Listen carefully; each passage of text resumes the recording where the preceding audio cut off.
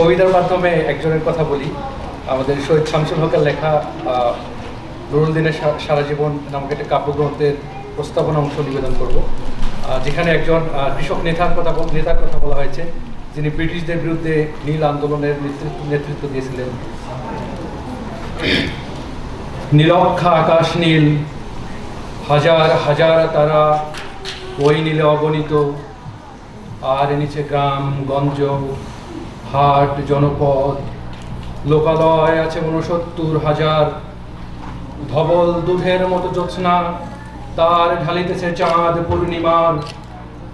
নষ্ট ক্ষেত, নষ্ট মাঠ, নদী নষ্ট, বীজ নষ্ট, বড় নষ্ট যখন সংসার, তখন হঠাৎ কেন দেখা দেয় নীলক্ষার নীলে তীব্র শীষ দিয়ে এত বড় চাঁদ। অতি অকস্মাৎ স্তব্ধতার দেহ ছিঁড়ে কোন ধ্বনি, কোন শব্দ, কিসের প্রপাত? গোল হয়ে আসুন সকলে, ঘন হয়ে আসুন সকলে, আমার মিনতি আজ স্থির হয়ে বসুন সকলে। অতীত হঠাৎ হাতে হানা দেয় মানুষের বন্ধ দরজায়। এই তীব্র স্বচ্ছ পূর্ণিমায় নুরুল দিনের কথা মনে পড়ে যায়। কাল ঘুম যখন বাংলায় তার দীর্ঘ দেহ নিয়ে আবার নুরুল দিন দেখা দেয় মরা আঙিনায়।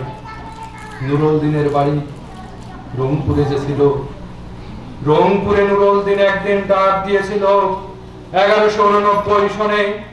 আবার বাংলার বুঝি পড়ে যায় মনে, নুরুল দিনের কথা মনে পড়ে যায় যখন শকুন নেমে আসে সোনার বাংলায়। নুরুল দিনের কথা মনে পড়ে যায় যখন আমার দেশ ছেয়ে যায় দালালের আলখাল্লায়। নুরুল দিনের কথা মনে পড়ে যায় যখন আমার স্বপ্ন লুট হয়ে যায়।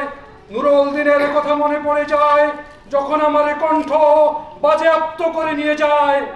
নুরুল দিনের কথা মনে পড়ে যায় যখন আমার দেশে আমার দেহ থেকে রক্ত ঝরে যায় ইতিহাসে প্রতিটি পৃষ্ঠায়।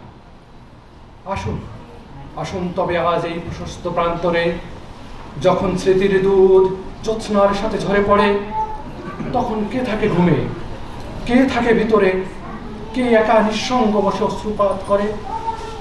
সমস্ত নদীর অশ্রু অবশেষে ব্রহ্মপুত্রে মেশে। নুরুল দিনের কথাও যেন সারা দেশে পাহাড়ি ঢলের মতো নেমে এসে সমস্ত ভাষায় অভাগা মানুষ যেন জেগে ওঠে আবারই আশায় যে আবার নুরুল দিন একদিন আসিবে বাংলায়। আবার নুরুল দিন একদিন কাল পূর্ণিমায় দেবে ডাক, জাগো বাহে কণ্ঠে সবাই। ধন্যবাদ সবাই।